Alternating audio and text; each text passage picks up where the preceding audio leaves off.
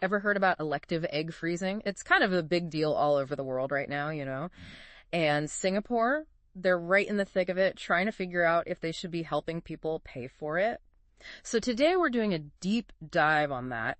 Should Singapore subsidize elective egg freezing? Not a simple question to unpack, that's for sure. Right. And get this, we're going to be looking at arguments for and against it from the same expert. Yeah, I know, right? Dr. Alexis Heng Boon Chin Wrote 2 whole articles, one on each side. Talk about seeing the whole picture. Exactly. So first, let's dive into Dr. Heng's argument for subsidies, okay? Okay.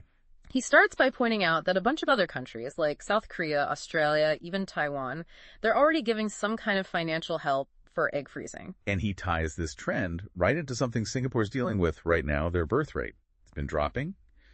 And last year, it hit a record low. So is there like a bigger picture here? Definitely. Yeah. Dr. Heng points out that a lot of women in Singapore are focusing on their careers first, putting off marriage and having kids. Yeah.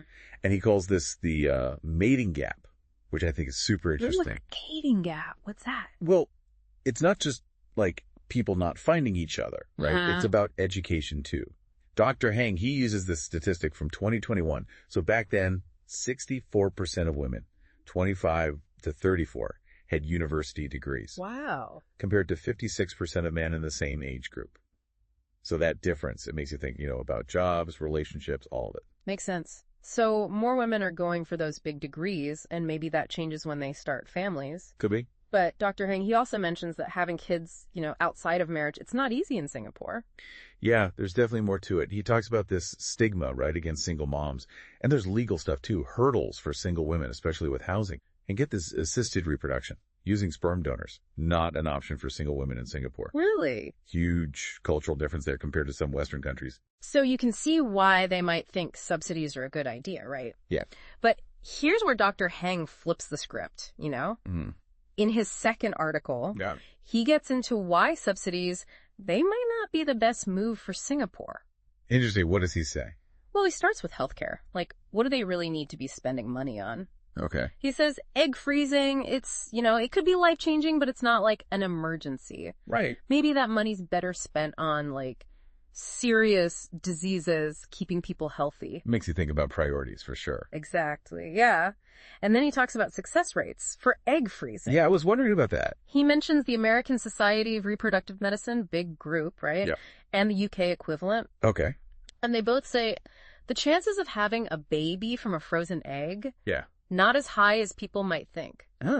So Dr. Heng's like, hold on. Is this really the best way to be spending public money, especially with everything else going on? And get this, he talks about these Australian studies. Apparently, a lot of women who freeze their eggs, they never even use them. Really? Yeah. So he's worried about waste, if they're paying for all this, and it's not even... Yeah, it's not actually helping them have kids in the end. Exactly. And then he brings up another angle, this gender equality thing. Oh, okay. So sperm freezing, totally banned in Singapore. Wow. So he's like, how is that fair? Women get help, but men don't even have the option. It's complicated, that's for sure. It really is. So we've got Dr. Heng, 2 sides to the story, really makes you think. Yeah. But he's not the only voice in this, right? Right. We got to hear from the people making the decisions. And Member of Parliament Hazel Poa, she's been in the news lately, pushing for Singapore to support egg freezing. Okay, interesting. So she's all about the cost, right? Like we were saying, it's a lot of money in Singapore. But she goes further. She says subsidies make it cheaper and let people use their MediSave for it too. MediSave, so that's... It's their big savings thing, right? For healthcare. Right. But it's usually for, like, the essentials. So she's saying maybe this is essential too, That's a big change. Thinking of it like a basic healthcare thing. Totally. And she's got answers for those misuse worries too. Like, what if someone gets help, freezes their eggs, then doesn't use them? Yeah, what happens then? She says, make them donate them. Unused eggs, donate them. Huh. So that way it's not wasteful, helps someone else. Exactly. Oh, and get this. She says businesses, they should get in on it too.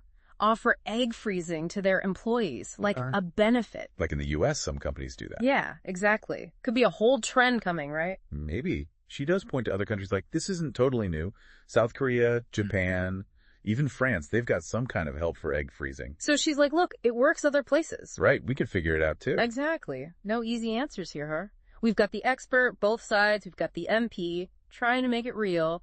Makes you think. It does. It's not even just about the egg freezing anymore. It's like... It's bigger, right? Way bigger. What do we value? What's fair? How do we take care of people as things change so fast? It's a lot. But that's what we want you thinking about. What stuck with you? What matters most in all this? This deep dive. It's just the beginning, right? Keep thinking about it, talk about it, make up your own mind. Thanks for diving in with us.